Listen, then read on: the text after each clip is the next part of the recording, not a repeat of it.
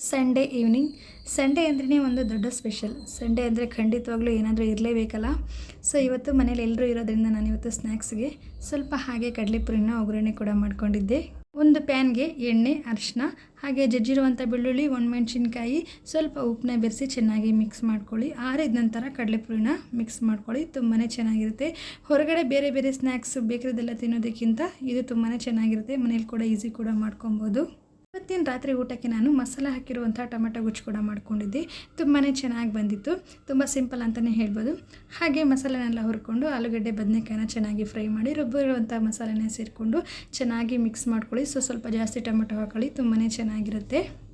ಇದ್ರ ಜೊತೆಗೆ ನಾನು ಸೈಡ್ ಸ್ನ್ಯಾಕ್ಸ್ಗೆ ಕಬಾಬ್ ಕೂಡ ಮಾಡ್ಕೊಂಡಿದ್ದೆ. ನಾರ್ಮಲ್ ಕಬಾಬ್ ಪೌಡ್ರ್ ಪ್ಯಾಕೆಟ್ ಹಾಕಿ ಮಾಡ್ಕೊತಾರಲ್ಲ, ಅದೇ ಥರ ಮಾಡ್ಕೊಂಡಿದ್ದೆ ನಾನು.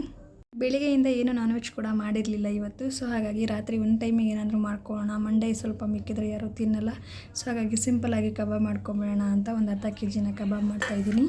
ಚಿಕನಿಗೆ ನಾನು ಕಬಾಬ್ ಪೌಡ್ರು, ಹಾಗೆ ಒಂದು ಮೊಟ್ಟೆ, ಶುಂಠಿ, ಬೆಳ್ಳುಳ್ಳಿ, ಹಸಿಮೆಣಸಿನ್ಕಾಯಿ, ಪುದೀನ, ಕೊತ್ತಂಬರಿನ ಚೆನ್ನಾಗಿ ಪೇಸ್ಟ್ ಮಾಡಿಕೊಂಡು ಕಲಸಿ ಮುಕ್ಕಾಲು ಅವರು ಎತ್ತಿಟ್ಕೊಂಡಿದ್ದೀನಿ.